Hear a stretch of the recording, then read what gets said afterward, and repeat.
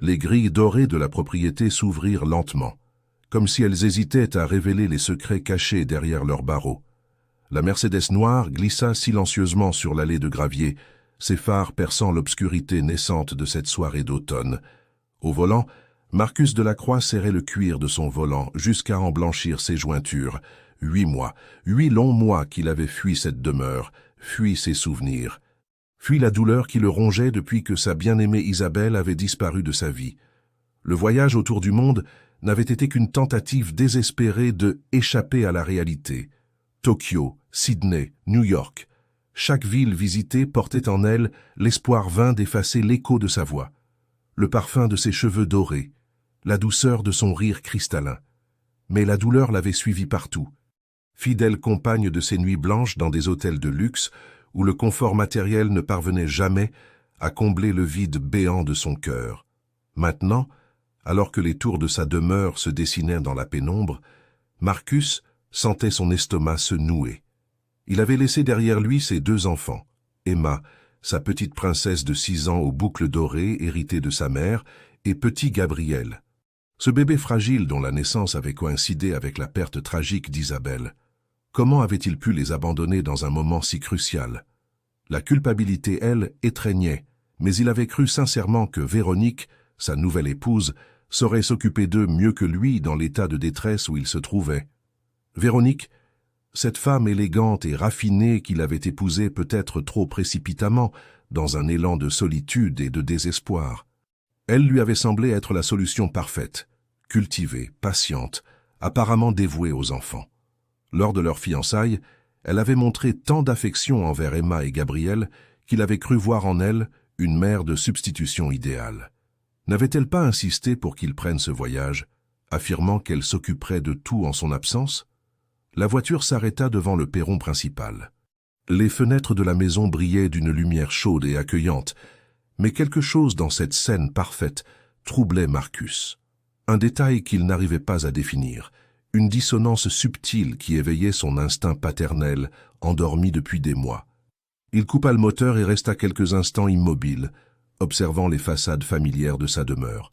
Cette maison avait été le théâtre de tant de bonheur avec Isabelle. Ils l'avaient achetée ensemble, jeunes mariés pleins d'espoir et de rêves. Chaque pièce portait encore l'empreinte de sa personnalité, les rideaux de soie qu'elle avait choisis avec tant de soin, le jardin qu'elle cultivait avec passion, la nurserie qu'elle avait décorée elle-même dans l'attente de Gabriel. Un mouvement à l'une des fenêtres attira son attention. Une silhouette féminine, élégante, qui s'éloignait rapidement du carreau. Véronique l'avait-elle vue arriver? Pourquoi ne sortait-elle pas l'accueillir comme elle l'avait toujours fait auparavant? Marcus sortit enfin de sa voiture, ses jambes légèrement engourdies par le long voyage de retour depuis l'aéroport. L'air frais de la campagne française emplit ses poumons, mélange familier de terre humide et de feuilles mortes qui lui rappela instantanément tous les automnes passés ici. Il attrapa sa valise dans le coffre et se dirigea vers la porte d'entrée, ses pas résonnant sur les marches de pierre. Mais au lieu d'utiliser sa clé, il décida de sonner. Quelque chose en lui résistait à l'idée d'entrer directement, comme s'il était devenu étranger à sa propre demeure. Les secondes S égrenèrent dans un silence troublant. Personne ne répondait. Il sonna de nouveau, plus longuement cette fois. Enfin, des pas se firent entendre de l'autre côté de la porte. Le verrou claqua et Véronique apparut, resplendissante dans une robe de soirée bordeaux qui mettait en valeur sa silhouette parfaite. Ses cheveux bruns étaient impeccablement coiffés, son maquillage irréprochable.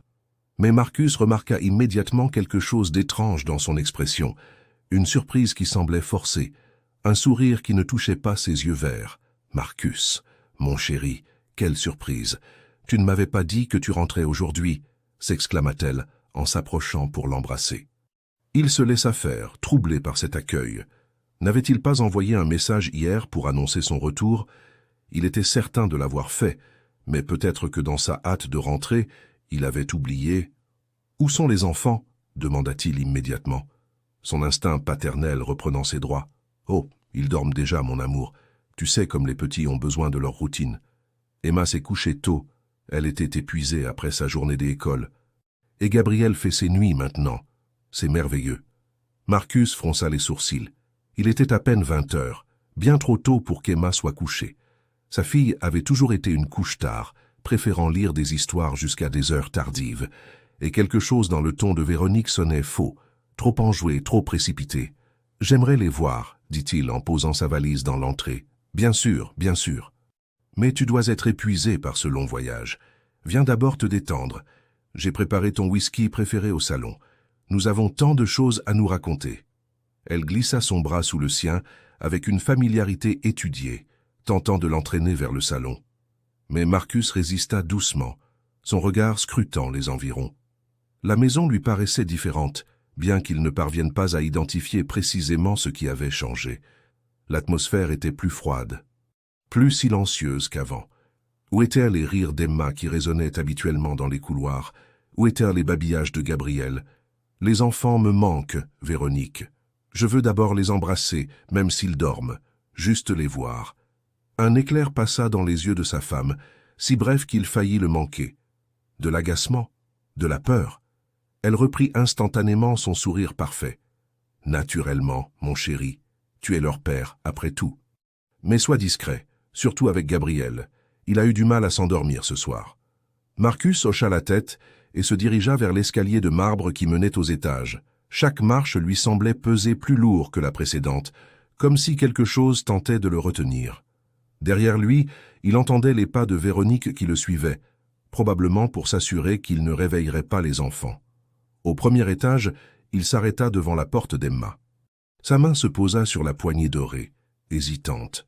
8 mois sans voir sa petite fille, 8 mois à fuir ses responsabilités de père. Comment allait-elle réagir en le voyant? Lui en voudrait-elle de l'avoir abandonné? Il poussa délicatement la porte et entra dans la chambre rose et blanc qu'Isabelle avait décorée avec tant d'amour. Mais le lit était vide. Les draps N n'étaient même pas défaits. Son cœur fit un bond dans sa poitrine. « Elle n'est pas là, » murmura-t-il en se retournant vers Véronique. « Oh, elle a dû aller aux toilettes. Tu sais comme les enfants bougent la nuit. » Mais quelque chose dans sa voix tremblait légèrement. Marcus sentit une alarme s'allumer dans son esprit. Il se dirigea rapidement vers la chambre de Gabriel au bout du couloir. Là aussi, le berceau était vide. « Véronique, où sont mes enfants ?» Sa voix était devenue plus grave, plus pressante. « Ils sont sûrement. » Sa phrase fut interrompue par un bruit sourd qui venait d'en bas, comme quelque chose qui tombait. Marcus se précipita vers l'escalier, dévalant les marches 4 à 4, Véronique sur ses talons qui tentaient de le retenir en balbutiant des explications confuses.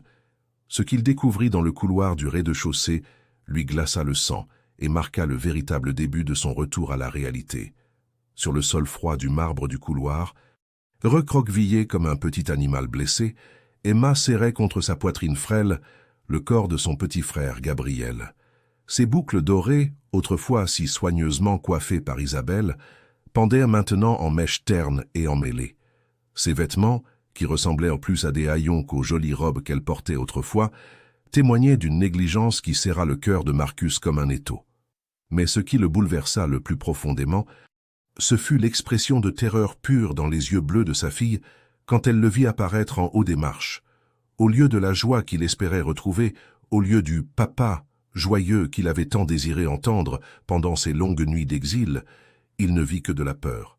Une peur ancestrale, primitive, comme celle d'un animal traqué qui se terre dans un coin sombre. « Papa, papa, s'il te plaît. » Sa petite voix tremblait comme une feuille dans la tempête. « Ne nous fais pas de mal. On a été sages. Gabriel n'a pas pleuré aujourd'hui, promis. » Les mots frappèrent Marcus avec la force d'un coup de poing en pleine poitrine. Sa propre fille le suppliait de ne pas leur faire de mal. Comment était-ce possible? Qu'avait-on pu lui dire pour qu'elle ait si peur de lui?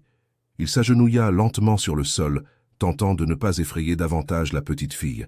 Gabriel, dans les bras de sa sœur, était si pâle et si maigre que Marcus eut du mal à reconnaître le bébé potelé qu'il avait quitté 8 mois auparavant. Les joues rondes avaient disparu, laissant place à des traits tirés qui n'avaient rien d'enfantin. Ses petits vêtements flottaient sur son corps amaigri. « Emma, ma chérie, c'est papa. Je ne vais pas vous faire de mal, jamais. Tu m'entends? Jamais je ne pourrai vous faire du mal. » Mais la fillette reculait encore, pressant Gabriel contre elle avec une détermination désespérée qui brisait le cœur. Dans ce geste protecteur, Marcus reconnut soudain Isabelle. C était exactement la même façon qu'avait sa défunte épouse de protéger leurs enfants. Cette même tendresse farouche, cette même abnégation. « Emma, regarde-moi. C'est vraiment papa. Je suis revenu. » Derrière lui, Véronique S. était arrêtée en haut des marches, figée comme une statue.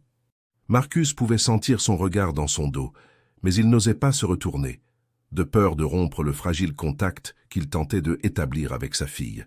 Lentement, très lentement, Emma leva les yeux vers lui. Dans cette petite frimousse amaigrie, Marcus retrouva enfin un éclat de reconnaissance. Les traits de la fillette se détendirent imperceptiblement.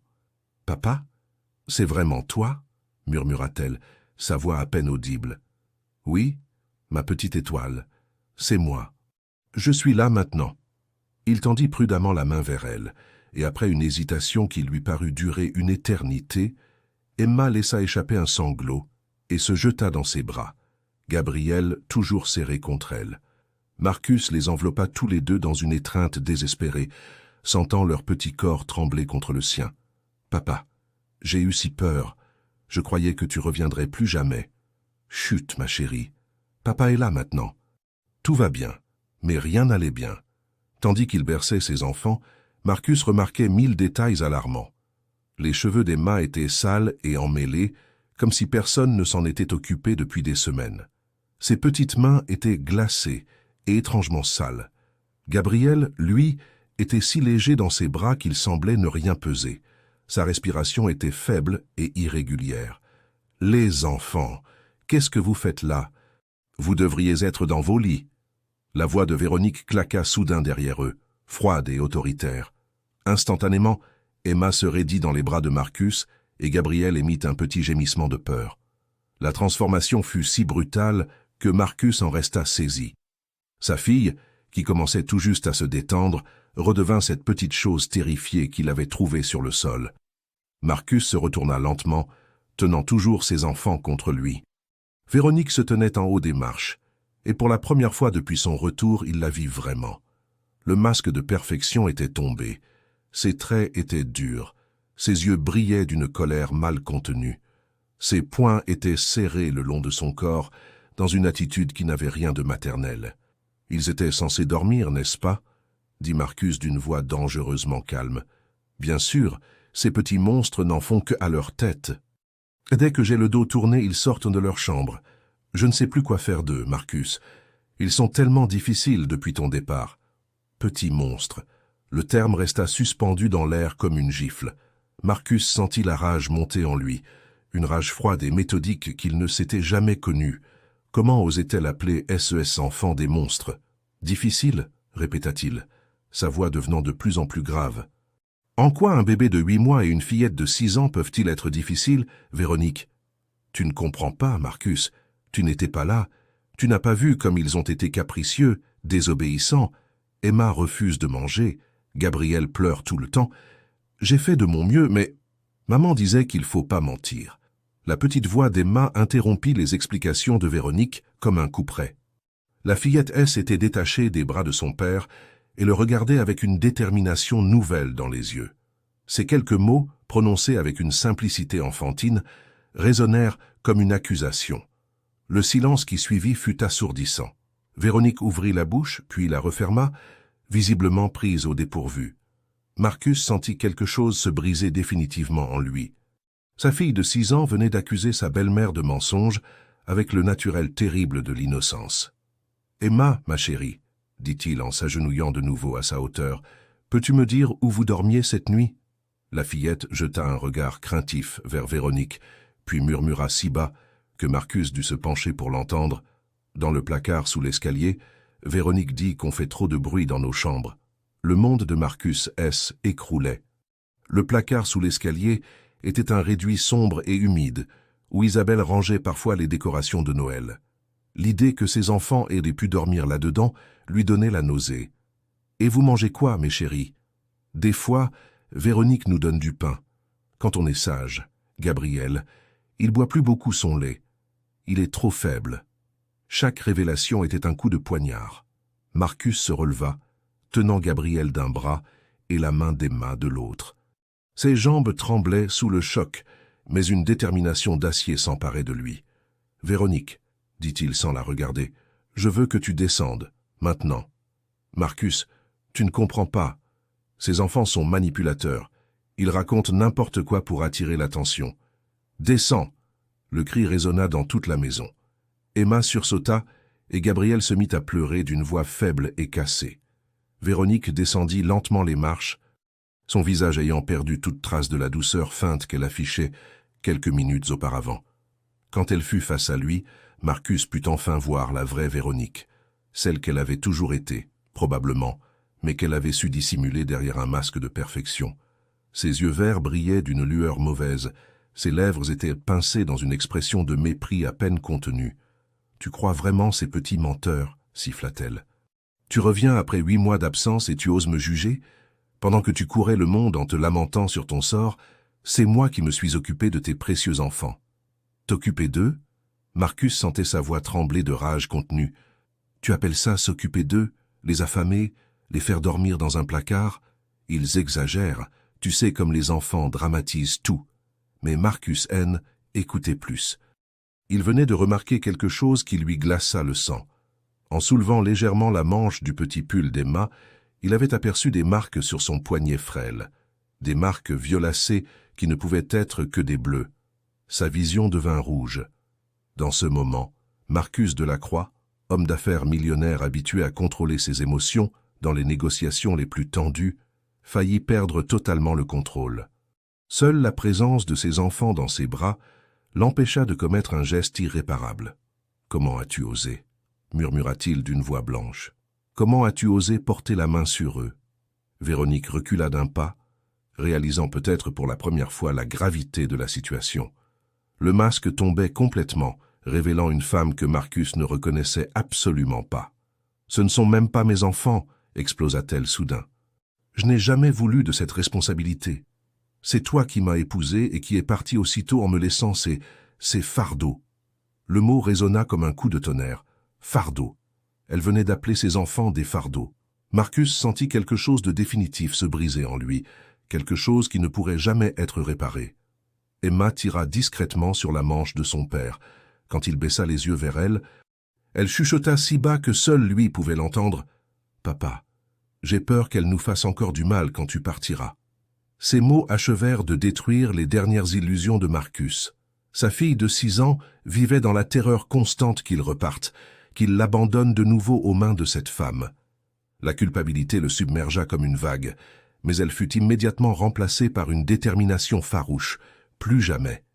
Plus jamais il ne laisserait qui que ce soit faire du mal à ses enfants. Plus jamais il ne fuirait ses responsabilités.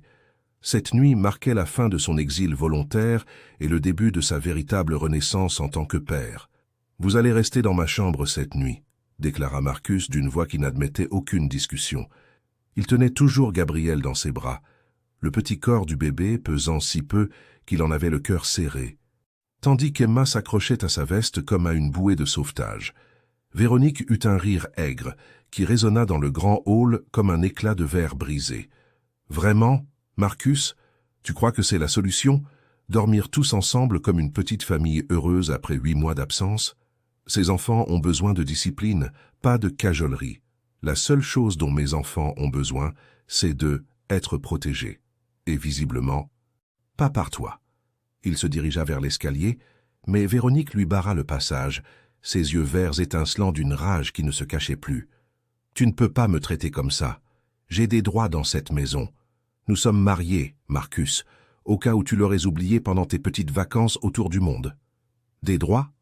Marcus s'arrêta net, sa voix devenant dangereusement calme. « Quel droit crois-tu avoir sur des enfants que tu maltraites ? Quel droit crois-tu avoir dans une maison où tu terrorises des innocents ?» Emma resserrait sa prise sur la veste de son père, ses petits doigts tremblants trahissant sa terreur. Gabriel, épuisé, avait fermé les yeux et respirait par petites saccades irrégulières qui inquiétaient Marcus. « Je ne les maltraite pas, je les éduque, quelque chose que tu n'as jamais su faire. Isabelle les avait déjà gâtés. Et toi ? » « Tu continues. » Le nom d'Isabelle dans la bouche de Véronique fit l'effet d'une allumette jetée sur de l'essence. Marcus se tourna vers elle, et dans ses yeux, La belle-mère lut quelque chose qui la fit instinctivement reculer. « Ne prononce plus jamais son nom » articula-t-il avec une lenteur menaçante. « Plus jamais, tu m'entends ?» Mais Véronique, poussée par une rage qu'elle ne contrôlait plus, commit l'irréparable. « Ta chère Isabelle, toujours ta parfaite Isabelle, même disparue, elle continue de régner sur cette maison. Mais regardez ce qu'elle vous a laissé. Des enfants fragiles, pleurnichards, incapables de... » Elle n'eut pas le temps de terminer sa phrase. Marcus avait confié Gabriel à Emma et Cès était planté devant Véronique en deux enjambées, son visage à quelques centimètres du sien. « Sors, siffla-t-il. Sors de cette maison, maintenant. Tu ne peux pas me jeter dehors. J'ai des droits légaux. Tes droits légaux ne pèsent rien face à la sécurité de mes enfants. Prends tes affaires et va-t'en. Si tu n'es pas parti dans 1 heure, j'appelle la police. » Véronique recula, mais son visage exprimait maintenant une rage pure, débarrassée de toute tentative de dissimulation. Le masque de la belle-mère attentionnée avait définitivement volé en éclats. « Tu crois que c'est si simple ? Tu penses pouvoir revenir après des mois d'abandon et reprendre ta petite vie comme si de rien n'était ?» Elle eut un sourire mauvais. « J'ai des choses à te dire, Marcus, des choses que tu ne soupçonnes même pas. Papa !» La petite voix d'Emma interrompit la confrontation. Gabriel fait des drôles de bruits. Marcus se retourna immédiatement vers sa fille. Le bébé avait effectivement une respiration laborieuse et son petit visage était anormalement pâle. La panique s'empara de lui. « Il faut l'emmener à l'hôpital, tout de suite. »« L'hôpital » Véronique ricana. « Pourquoi ? Un peu de fatigue. Tu dramatises, comme toujours. » Mais Marcus N. écoutait plus. Il reprit Gabriel dans ses bras et se dirigea vers la porte d'entrée. Emma accrochée à lui comme une ombre. Véronique le suivait, continuant ses sarcasmes. « Vas-y, cours à l'hôpital. Mais tu reviendras, Marcus. Et quand tu reviendras, nous aurons une vraie conversation. Une conversation sur ce qui s'est vraiment passé pendant ton absence, sur l'argent qui a mystérieusement disparu des comptes, sur les papiers que j'ai trouvés dans le coffre d'Isabelle. » Marcus se figea. Lentement, il se retourna. « Qu'est-ce que tu insinues ?»« Je n'insinue rien, je dis les faits. Isabelle a légué une fortune colossale à ses enfants, une fortune que tu ignores complètement, mais moi, je l'ai découverte. Et devine qui est désignée comme tutrice légale en cas d'absence du père. » Le monde semblait s'arrêter autour de Marcus. Gabriel respirait de plus en plus difficilement dans ses bras, mais les révélations de Véronique le clouaient sur place. « Tu mens. »« Je mens. » Elle sortit de son sac à main une liasse de documents. « Voici les preuves. Contrat d'assurance-vie, testament, compte en fiducie. Isabelle était bien plus riche que tu ne l'as jamais su, Marcus. Sa famille avait des investissements que même toi tu ignorais, et tout cela revient aux enfants à leur majorité. » Marcus sentait le sol se dérober sous ses pieds. Comment était-ce possible? Isabelle et lui partageaient tout. Enfin, c'est ce qu'il croyait. Et en tant que tutrice légale, continua Véronique avec un sourire venimeux, j'ai accès à ces fonds pour subvenir aux besoins des enfants. Dommage que les besoins soient si subjectifs, n'est-ce pas? La réalité frappa Marcus comme la foudre. Véronique n'avait pas épousé un veuf désespéré par hasard. Elle n'avait pas été cette belle-mère attentionnée par bonté de âme. Tout était calculé, tout était planifié depuis le début. « Tu savais, » murmura-t-il, la révélation le frappant de plein fouet. « Tu savais pour l'héritage avant même notre mariage. » « Bien sûr que je savais. Tu crois vraiment qu'une femme comme moi s'embarrasserait d'un veuf dépressif et de ses marmots sans une excellente raison? Ta pauvre Isabelle était si naïve. Elle m'avait parlé de ses investissements lors de nos déjeuners entre amis. Elle voulait s'assurer que si quelque chose lui arrivait, ses enfants seraient protégés financièrement. » Marcus se souvenait maintenant. Véronique et Isabelle se voyaient effectivement régulièrement avant le décès de sa première épouse. Il avait même trouvé touchante cette amitié naissante, cette façon qu'avait Véronique de réconforter Isabelle pendant sa grossesse difficile. « Elle te faisait confiance, » dit-il, abasourdi par la profondeur de la manipulation. « Et sa confiance m'a ouvert les portes de cette fortune. Dommage qu'elle ait eu le mauvais goût de mourir avant d'avoir pu modifier certains détails de son testament. Mais qu'importe, le résultat est le même. » Emma, qui avait écouté cet échange avec l'incompréhension de ses 6 ans, tirait maintenant désespérément sur la manche de son père. « Papa, Gabriel respire plus bien. » La voix paniquée de sa fille ramena brutalement Marcus à la réalité immédiate.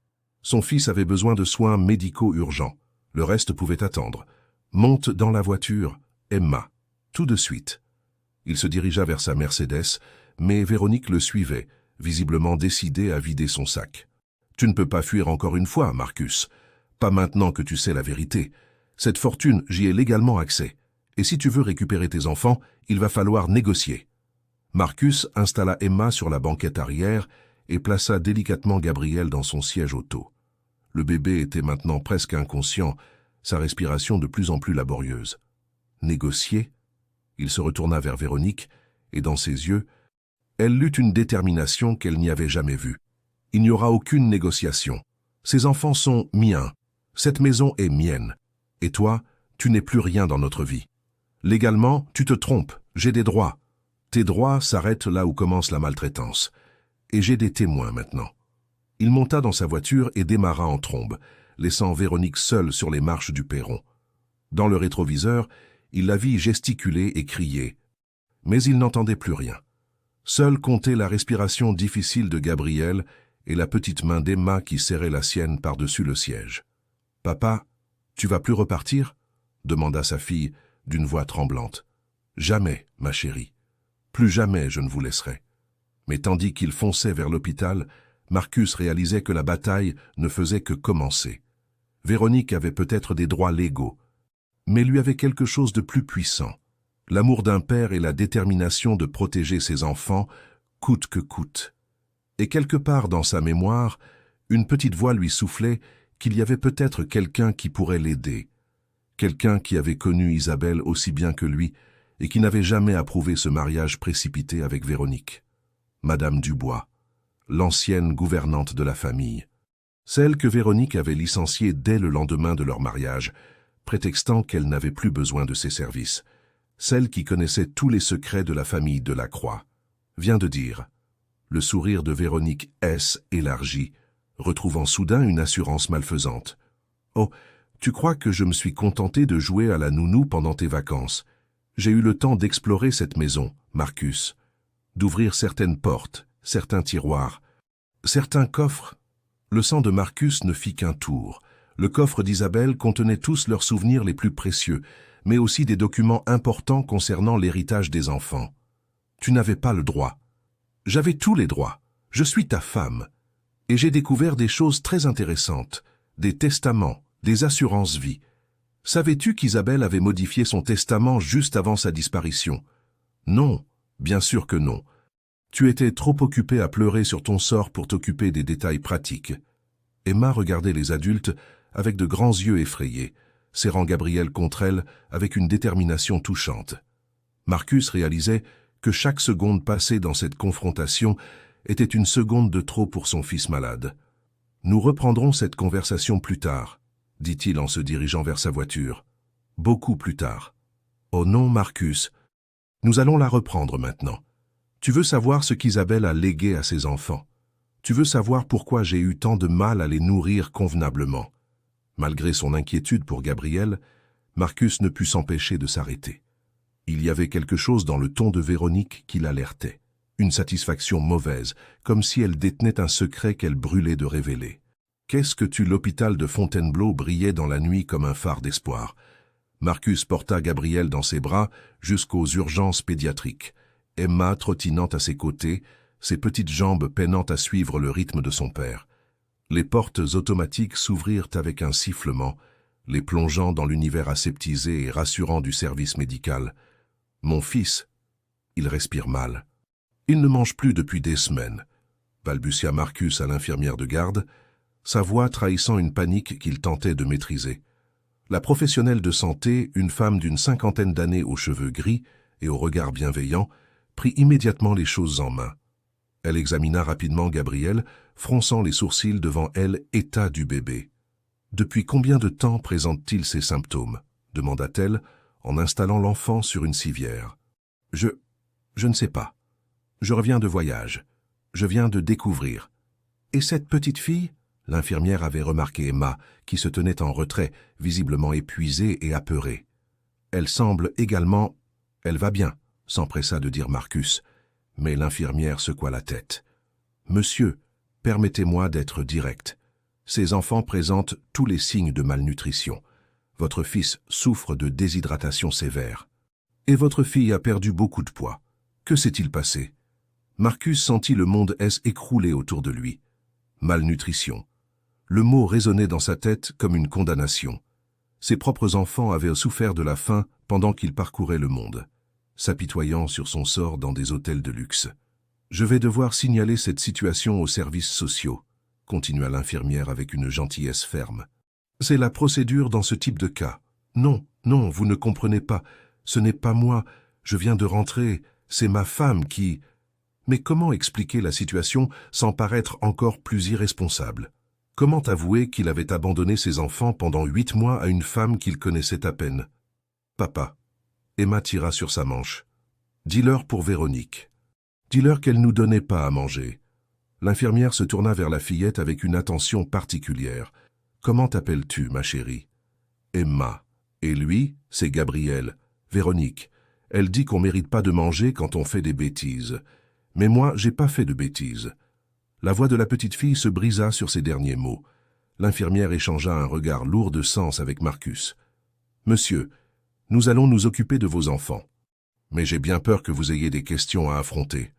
La police va devoir être prévenue. » Marcus hocha la tête, résigné. Il le savait depuis qu'il avait découvert ses enfants dans le couloir de sa propre maison. Cette histoire ne pouvait plus se régler en famille. Pendant que Gabriel était pris en charge par l'équipe médicale, Marcus s'installa avec Emma dans la salle d'attente.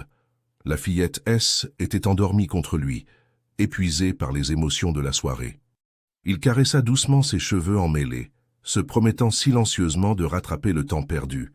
Son téléphone vibra.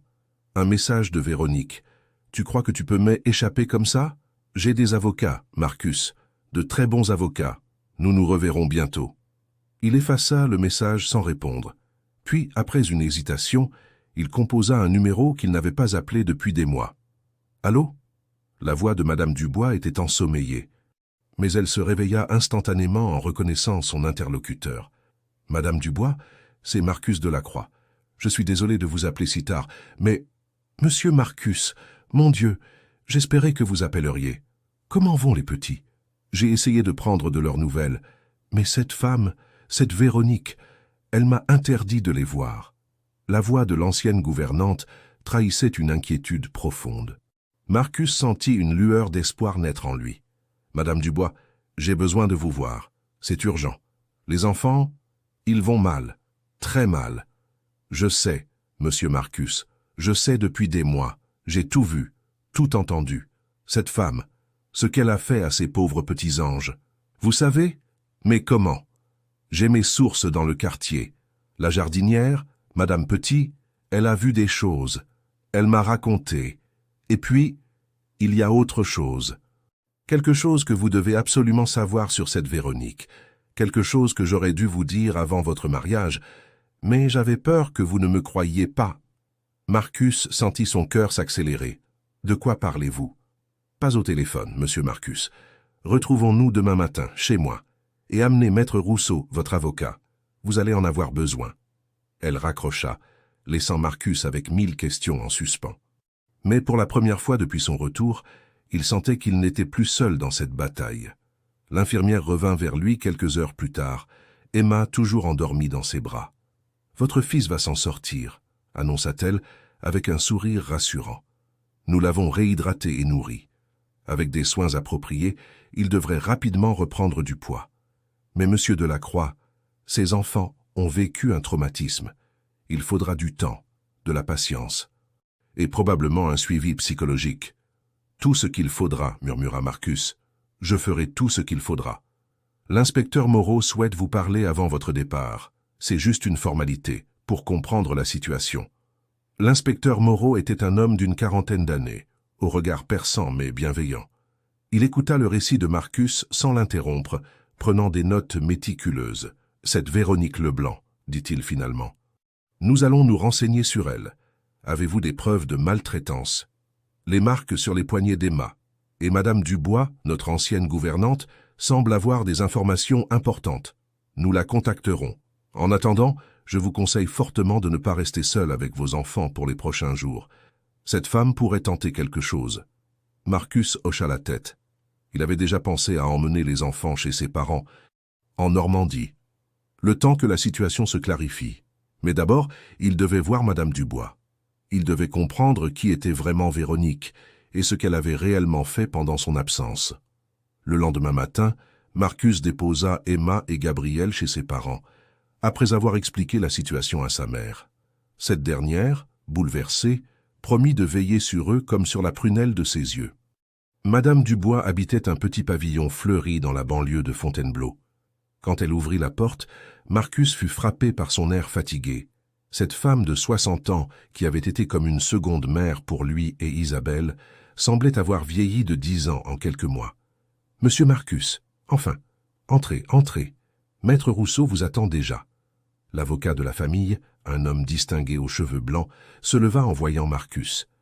Son expression était grave. « Marcus, je suis désolé d'apprendre ce qui est arrivé aux enfants. Madame Dubois m'a fait part de certains éléments troublants. » « De quoi s'agit-il » Madame Dubois servit le café avec des mains légèrement tremblantes. « Monsieur Marcus, cette Véronique, elle n'est pas celle qu'elle prétend être. Son vrai nom est Véronique Mercier, et elle a un passé très sombre. » « Qu'est-ce que vous voulez dire ?»« J'ai fait des recherches après votre mariage, parce que quelque chose en elle m'inquiétait. Elle a déjà été mariée. 2 fois. Ses 2 premiers maris sont... » Elle hésita, cherchant ses mots. « Ils ont disparu dans des circonstances troublantes. Le premier est parti prétendument en voyage d'affaires et n'est jamais revenu. Le second a eu un accident de voiture très suspect. Dans les 2 cas, elle a hérité de sommes considérables. » Marcus sentit le sang se glacer dans ses veines. « Vous êtes en train de me dire que... » « Je suis en train de vous dire que cette femme est une prédatrice, monsieur Marcus. Elle épouse des hommes riches, attend le bon moment. Puis, ils disparaissent. Et elle hérite. » Maître Rousseau ouvrit un dossier qu'il avait apporté. « J'ai fait faire des vérifications par un détective privé. Véronique Mercier a changé d'identité plusieurs fois. Elle s'appelle aussi parfois Véronique Dubois ou Véronique Martin. Et chaque fois, elle refait sa vie avec un nouvel homme fortuné. Mais pourquoi s'encombrer des enfants? Si elle voulait ma fortune, pourquoi ne pas? » La réalisation le frappa comme la foudre. Véronique n'en voulait pas à sa fortune à lui. Elle en voulait à celle d'Isabelle. L'héritage colossal légué aux enfants. « Ça, elle avait prévu de vous faire disparaître aussi, » dit doucement Madame Dubois. « Et alors, en tant que tutrice légale des enfants, elle aurait eu accès à tout. Mais les enfants... Pourquoi les maltraiter?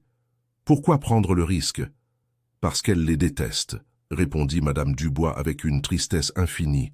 « Ils représentent Isabelle, cette Isabelle qu'elle a manipulée, puis qui est partie avant qu'elle puisse mettre son plan à exécution. Ces enfants sont des témoins gênants de son échec. » Marcus était abasourdi.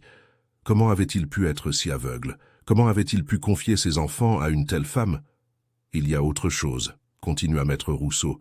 « Nous avons découvert qu'elle a tenté d'accéder au compte en fiducie des enfants, plusieurs fois. La banque a refusé, mais elle a insisté, prétendant avoir besoin de cet argent pour leur éducation. Elle a essayé de voler l'héritage des enfants. Et ce n'est pas tout. Nous avons des témoins qui l'ont vu rencontrer des hommes louches près de votre propriété. Des hommes qui posèrent des questions sur vos habitudes, vos horaires. » Marcus se leva brusquement, faisant tomber sa tasse de café. « Vous êtes en train de me dire qu'elle préparait un accident, probablement, comme pour ses précédents maris. Heureusement, vous êtes rentré plus tôt que prévu. » La pièce tournait autour de Marcus. Tout s'emboîtait maintenant. Le mariage précipité, l'insistance de Véronique pour qu'il parte en voyage, le licenciement de Madame Dubois, la maltraitance des enfants. « Nous avons suffisamment de preuves pour porter plainte, » dit Maître Rousseau. « Tentative de fraude, maltraitance sur mineurs, et probablement bien d'autres choses. L'inspecteur Moreau attend notre dossier. » Marcus regarda par la fenêtre, l'esprit en ébullition. Ses enfants avaient échappé au pire par miracle. Si Gabriel N. n'était pas tombé malade cette nuit-là, si Emma n'avait pas eu le courage de parler, Il n'osait imaginer ce qui aurait pu arriver. « Il faut l'arrêter, dit-il finalement. Il faut l'empêcher de recommencer avec quelqu'un d'autre. »« C'est exactement ce que nous allons faire, » répondit maître Rousseau avec détermination. Cette fois, Véronique Mercier ne s'en sortira pas. Mais au moment où il se préparait à partir pour le commissariat, le téléphone de Marcus sonna. Un numéro inconnu. « Allô ? Marcus, c'est Véronique. Nous devons parler. Immédiatement. » Sa voix était différente, plus froide, plus calculatrice. Comme si elle avait définitivement abandonné son masque de femme éplorée. « Je n'ai rien à te dire. Aussi, tu as beaucoup à me dire. Surtout maintenant que tu sais qui je suis vraiment. Oui, Marcus, je sais que tu sais. Et je sais aussi où sont tes parents. Chez eux, avec les enfants. Le sang de Marcus ne fit qu'un tour. Si tu touches à mes enfants, retrouve-moi à la maison, seul, dans 1 heure. Sinon, je ne réponds plus de rien. » Elle raccrocha. Marcus regarda maître Rousseau et madame Dubois, le visage livide. « Elle menace les enfants. Il faut que j'y aille. »« Pas question, » s'exclama l'avocat. « C'est exactement ce qu'elle attend. Nous appelons la police immédiatement. » Mais Marcus était déjà parti, courant vers sa voiture. Cette fois, il ne fuirait pas. Cette fois, il affronterait le danger de face, pour protéger ce qu'il avait de plus cher au monde. La propriété des Delacroix apparut dans la lumière dorée de cette fin de matinée comme un décor de théâtre, où allait se jouer le dernier acte d'un drame familial. Marcus gara sa voiture devant les grilles, remarquant immédiatement la Mercedes noire de Véronique stationnée près du perron. Son cœur battait la chamade, mais sa détermination était plus forte que sa peur. Il avait pris soin d'appeler l'inspecteur Moreau avant de partir, lui expliquant la situation et lui demandant de surveiller discrètement la propriété. Maître Rousseau avait également alerté les services de protection de l'enfance qui avaient immédiatement renforcé la surveillance autour de la maison des parents de Marcus. En poussant la porte d'entrée, Marcus fut frappé par le silence inquiétant qui régnait dans la demeure. Aucun bruit, aucun mouvement. Seul le écho de ses pas sur le marbre résonnait dans le grand hall, où, la veille encore, il avait découvert ses enfants dans un état lamentable. « Véronique » appela-t-il d'une voix qu'il s'efforçait de garder ferme. « Je suis là. Qu'est-ce que tu veux ?» Un rire cristallin lui répondit, venant du salon. Ce rire qu'il avait autrefois trouvé charmant et qui lui glaçait maintenant le sang. Il se dirigea vers la pièce, chaque pas le rapprochant d'une confrontation qu'il savait décisive. Véronique l'attendait, installée dans le fauteuil en cuir qui avait été celui d'Isabelle. Cette position N n'était pas un hasard, Marcus le comprit immédiatement.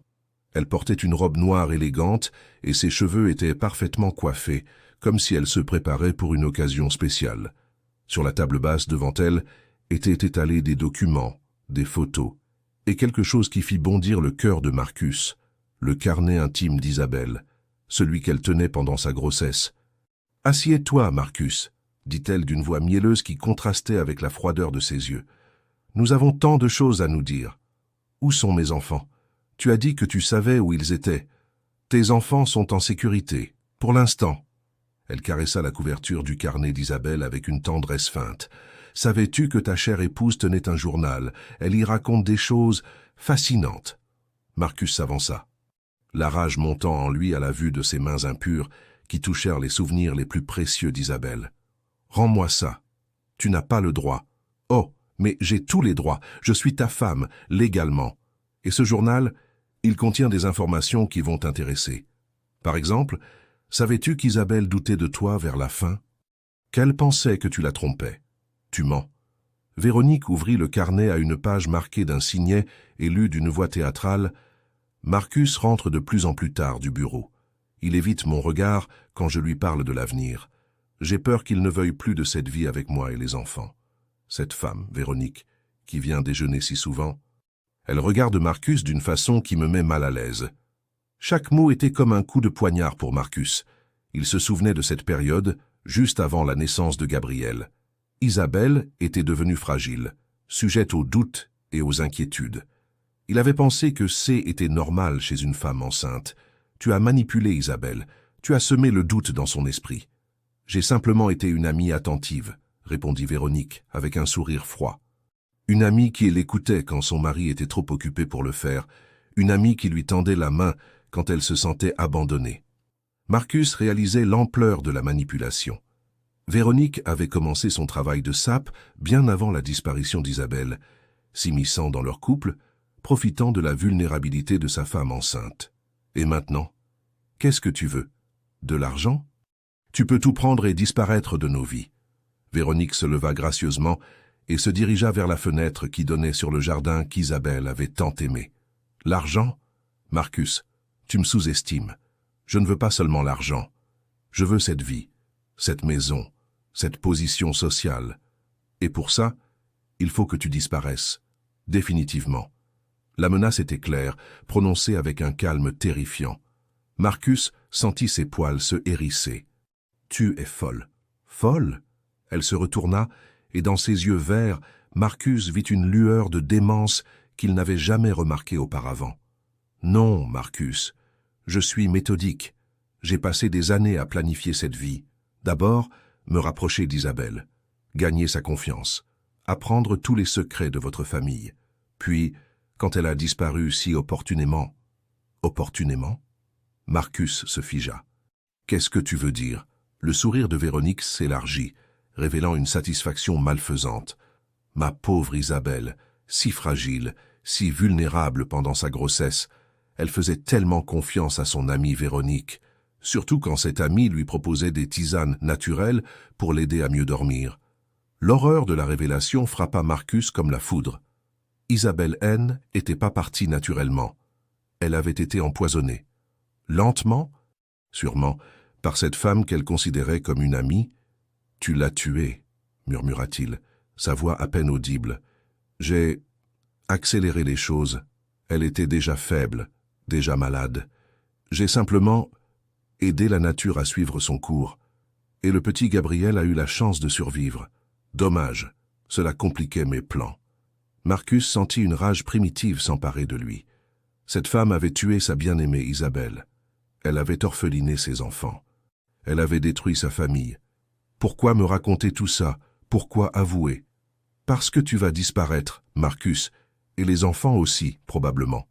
Un terrible accident de voiture sur une route de campagne, ces choses arrivent si facilement. Tu n'oseras jamais. Trop de gens sont au courant maintenant. Véronique éclata de rire, un rire strident qui résonna dans tout le salon. Au courant de quoi? De tes soupçons? De tes accusations? Je suis une veuve éplorée, Marcus. Une femme qui a tout tenté pour sauver le mariage d'un homme dépressif, pour s'occuper de ses enfants difficiles. Quand vous disparaîtrez, je serai la seule héritière légitime. Et cette fois, personne ne pourra m'arrêter. Mais au moment où elle prononçait ces mots, la porte du salon s'ouvrit brutalement. L'inspecteur Moreau entra, accompagné de 2 agents en uniforme.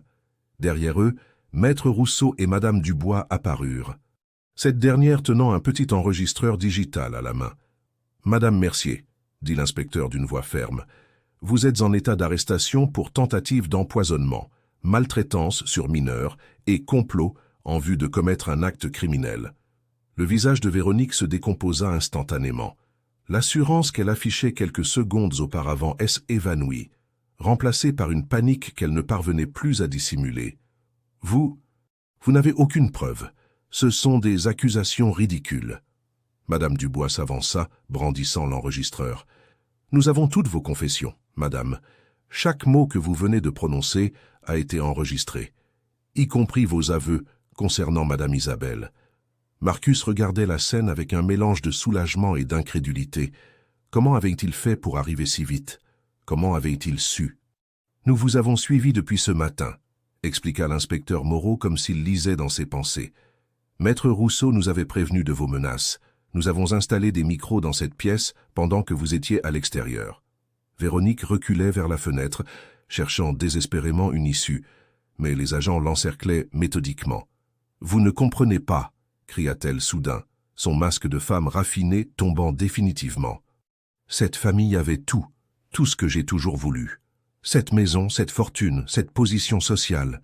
Pourquoi eux et pas moi? Pourquoi cette Isabelle parfaite méritait-elle tout ça? » Sa voix montait dans les aigus, révélant une amertume et une jalousie qui l'avaient rongée pendant des années. « J'ai grandi dans la pauvreté. J'ai dû me battre pour chaque centime, et eux, Ils avaient tout sur un plateau d'argent. Ce haine n'était pas juste. La justice. « Madame, » répondit calmement l'inspecteur Moreau, « ce n'est pas de prendre ce qui ne vous appartient pas, c'est de répondre de vos actes. » Les agents passèrent les menottes à Véronique, qui se débattait comme une furie. Dans sa rage, elle renversa la table basse, éparpillant les documents et faisant tomber le carnet d'Isabelle. Marcus se précipita pour le récupérer, le serrant contre sa poitrine comme un trésor retrouvé. « Marcus !» hurla Véronique, tandis qu'on l'emmenait. « Tu crois que c'est fini? Tu crois que tu vas pouvoir vivre heureux après ça? Ces enfants te rappelleront toujours Isabelle. Tu ne pourras jamais oublier. » Ses cris résonnèrent dans le hall, jusqu'à ce que la porte se referme sur elle. Puis, le silence retomba. Un silence apaisant cette fois, comme si la maison elle-même poussait un soupir de soulagement. Marcus s'effondra dans un fauteuil, épuisé par les émotions. Madame Dubois s'approcha et posa une main maternelle sur son épaule. « C'est fini, monsieur Marcus. Elle ne peut plus faire de mal à personne. »« Isabelle, » murmura-t-il en feuilletant le carnet. Elle savait. D'une certaine façon, elle savait que quelque chose n'allait pas. Maître Rousseau s'assit en face de lui. « Marcus, il va y avoir une enquête approfondie. Le corps d'Isabelle va devoir être examiné pour confirmer l'empoisonnement. Ce sera difficile, mais nécessaire. » Marcus hocha la tête. Il était prêt à affronter cette épreuve. Il le devait à Isabelle, et il le devait à ses enfants. « Et maintenant ?» demanda-t-il. « Maintenant ?» répondit Madame Dubois avec un sourire chaleureux. « Vous allez récupérer vos enfants et recommencer à vivre, vraiment vivre. » L'inspecteur Moreau, qui terminait de sécuriser la scène, s'approcha de Marcus. « Monsieur Delacroix, nous allons avoir besoin de votre témoignage dans les prochains jours, mais je tenais à vous dire, vos enfants ont eu de la chance de vous avoir. Beaucoup d'enfants dans leur situation n'ont personne pour se battre pour eux. » Marcus sentit les larmes monter à ses yeux. Des larmes de soulagement, de culpabilité, mais aussi d'espoir. « J'ai failli tout perdre par ma lâcheté. Si je n'étais pas rentré cette nuit-là... »« Mais vous êtes rentré, » l'interrompit doucement Madame Dubois. « Et vous avez trouvé la force de vous battre. C'est ça qui compte. » Marcus regarda autour de lui, dans ce salon où tant de drames étaient joués. Mais pour la première fois depuis des mois, il n'y voyait plus seulement les souvenirs douloureux. Il y voyait l'avenir. Un avenir où Emma pourrait de nouveau rire aux éclats, où Gabriel grandirait en sécurité, où la mémoire d'Isabelle ne serait plus souillée par la présence de son assassin. Il se leva, le carnet d'Isabelle toujours serré contre sa poitrine. « Je vais chercher mes enfants, » dit-il, avec une détermination nouvelle. « Il est temps de rentrer à la maison. Vraiment rentrer. » Tandis qu'il sortait de la propriété pour se rendre chez ses parents, Marcus sentit un poids énorme s'enlever de ses épaules. Véronique était arrêtée, ses enfants étaient en sécurité, et la vérité sur la disparition d'Isabelle allait enfin éclater au grand jour. Il n'effacerait jamais ces 8 mois de fuite, ces 8 mois de lâcheté qui avaient permis à cette femme de torturer ses enfants. Mais il ferait tout pour se racheter. Il consacrerait le reste de sa vie à être le père qu'Emma et Gabriel méritaient. Et quelque part, il était certain qu'Isabelle approuvait, sa bien-aimée Isabelle, dont l'amour continuerait de guider leur famille vers des jours meilleurs. 2 ans plus tard, un matin de printemps baignait la propriété Delacroix d'une lumière dorée qui semblait avoir chassé définitivement les ombres du passé. Dans le jardin qu'Isabelle avait tant aimé et que Marcus avait entièrement restauré en sa mémoire, une scène touchante se déroulait sous les cerisiers en fleurs. Emma, maintenant âgée de 8 ans, courait pieds nus dans l'herbe fraîche, ses boucles dorées flottant au vent. Son rire cristallin résonnait dans l'air printanier, ce rire que Marcus avait cru ne plus jamais entendre. À ses côtés, Gabriel, maintenant un petit bonhomme de presque 3 ans aux joues rondes et roses, tentait de la rattraper sur ses petites jambes potelées, babillant joyeusement. « Papa, papa, regarde comme Gabriel court vite maintenant !» S'écria Emma, en se précipitant vers Marcus qui les observait depuis la terrasse. Un sourire ému aux lèvres. Ces 2 années avaient été un long chemin de guérison pour toute la famille. Gabriel avait rapidement repris du poids sous la surveillance attentive de médecins spécialisés et l'amour infini de son père. Son développement, retardé par les mois de maltraitance, s'était normalisé grâce à un suivi médical rigoureux et beaucoup de patience. Emma, elle, avait eu besoin de plus de temps pour surmonter ses traumatismes, les cauchemars, la peur de l'abandon, la méfiance envers les adultes. Tout cela avait nécessité de longs mois de thérapie avec une psychologue spécialisée dans les traumatismes infantiles. Mais peu à peu, la petite fille joyeuse qu'elle était avant la tragédie avait refait surface. « Venez ici, mes amours », dit Marcus en ouvrant grand ses bras. Les deux enfants se blottirent contre lui dans une étreinte collective qui était devenue leur rituel quotidien. Ces moments de tendresse, Marcus les chérissait comme autant de cadeaux précieux, conscient à quel point il avait failli les perdre pour toujours. Madame Dubois émergea de la maison, portant un plateau de goûter qu'elle posa sur la table de jardin. L'ancienne gouvernante avait repris son poste dès l'arrestation de Véronique, mais son rôle avait évolué. Elle était devenue bien plus qu'une employée, une grand-mère de cœur pour Emma et Gabriel, un pilier sur lequel Marcus pouvait s'appuyer dans les moments difficiles. « Les petits déjeuners au jardin deviennent une habitude », dit-elle avec un sourire bienveillant. Madame Isabelle aurait adoré voir ça. Le nom d'Isabelle ne faisait plus souffrir Marcus comme avant. Grâce à la thérapie familiale qu'ils suivaient tous ensemble, il avait appris à parler de sa première épouse avec sérénité, à transmettre à ses enfants l'amour et les valeurs qu'elle représentait, sans que cela soit empreint de tristesse paralysante. « Maman aurait aimé les fleurs », dit Emma en montrant les parterres colorés que Marcus avait fait planter en hommage à Isabelle. « Elle aimait les roses roses, pas vrai, papa ?»« C'est exact, ma chérie. Et tu sais quoi? J'ai une surprise pour vous aujourd'hui. » Les yeux des enfants s'illuminèrent. Gabriel battit des mains, et Emma sautillait sur place. « Qu'est-ce que c'est? Qu'est-ce que c'est ?» demanda-t-elle avec l'impatience adorable de ses 8 ans. « Nous allons avoir de la visite très spéciale. Vous vous souvenez de tante Claire ? Claire était la sœur d'Isabelle, une femme douce et aimante qui vivait au Canada avec sa famille. Les liens étaient distendus après la disparition d'Isabelle. Mais depuis que la vérité sur Véronique avait éclaté, Claire et Marcus avaient renoué contact. Elle venait passer 2 semaines en France avec ses propres enfants. Tante Claire et mes cousins Louis et Sophie. Emma battit des mains de joie. « Gabriel, tu vas voir, ils sont très gentils. » Le petit garçon, qui ne se souvenait pas de sa tante, regardait sa sœur avec curiosité. Depuis qu'il parlait mieux, Gabriel posait beaucoup de questions sur sa maman du ciel, comme il l'appelait. Emma, avec la sagesse touchante de ses 8 ans, lui racontait des histoires sur Isabelle, transmettant ainsi la mémoire familiale. « Et ce n'est pas tout », continua Marcus en sortant une enveloppe de sa poche. « J'ai reçu des nouvelles de l'avocat aujourd'hui. Le procès de Véronique se terminera la semaine prochaine. » Madame Dubois hocha la tête gravement.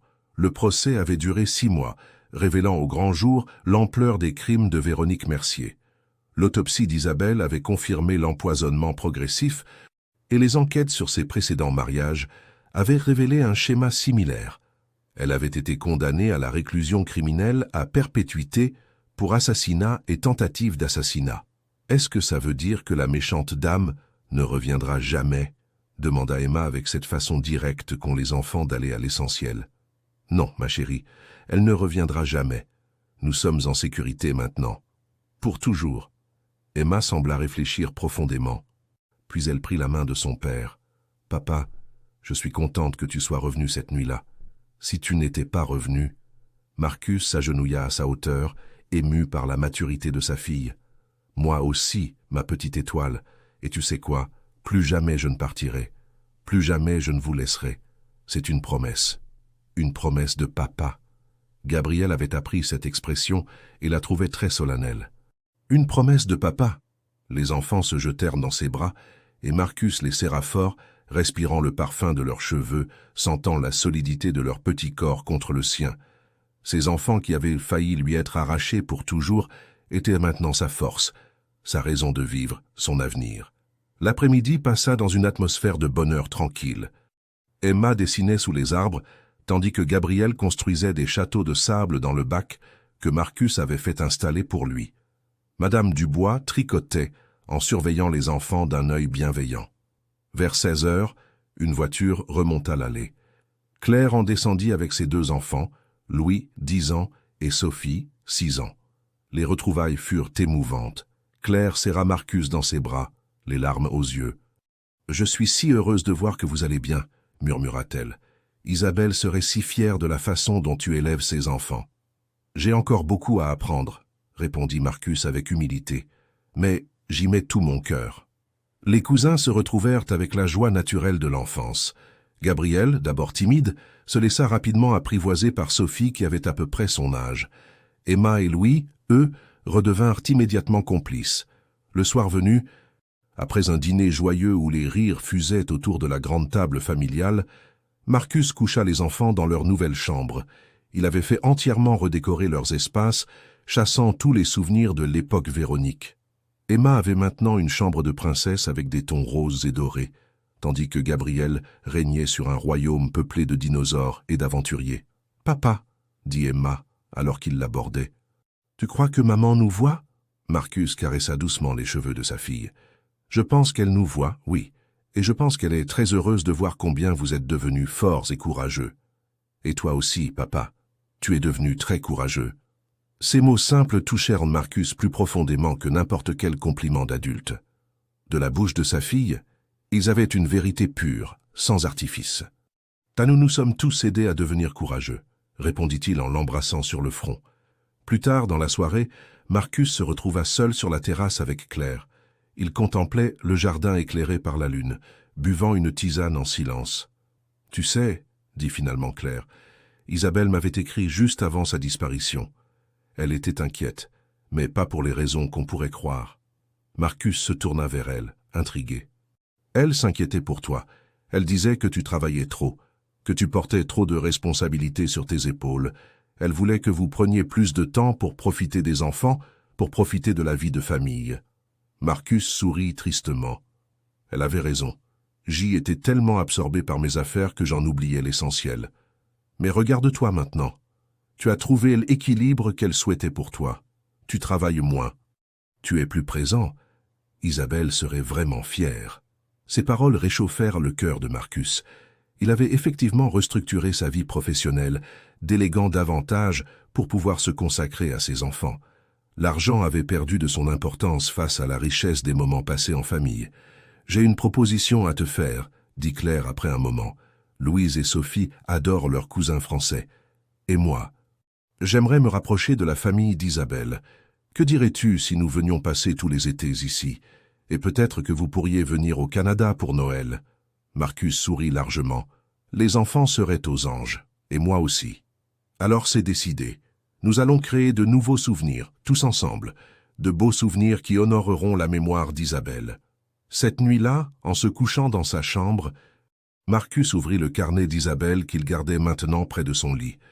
Il l'avait lu entièrement, découvrant les doutes et les peurs de sa femme, mais aussi tout son amour pour leur famille. Sur la dernière page, Isabelle avait écrit quelques mots qui résonnaient maintenant comme une prophétie. « Quoi qu'il arrive, je veux que Marcus sache qu'il est un père merveilleux. Il a juste besoin de s'en souvenir. Et j'espère que nos enfants grandiront en sachant combien ils sont aimés. L'amour survit à tout, même à la séparation. Il transforme la douleur en force, la peur en courage. Notre famille survivra à tout, j'en suis certaine. » Marcus ferma le carnet en souriant. Demain serait un nouveau jour, plein de promesses et de bonheur simple. Emma et Gabriel grandiraient entourés d'amour, portant en eux la mémoire de leur mère et la protection de leur père. La famille Delacroix avait traversé la tempête et retrouvé la paix. Et voilà, chers auditeurs, cette histoire nous montre que même dans les moments les plus sombres, l'amour familial peut triompher de la manipulation et de la méchanceté. Marcus a appris que fuir ses problèmes ne les résout jamais, mais qu'il faut parfois du courage pour affronter la vérité. Emma et Gabriel nous enseignent que les enfants sont plus résilients qu'on ne le pense, et que l'amour sincère peut guérir les blessures les plus profondes. Si cette histoire vous a touché, si vous avez vibré avec Marcus dans sa quête pour sauver ses enfants, n'hésitez pas à nous le faire savoir.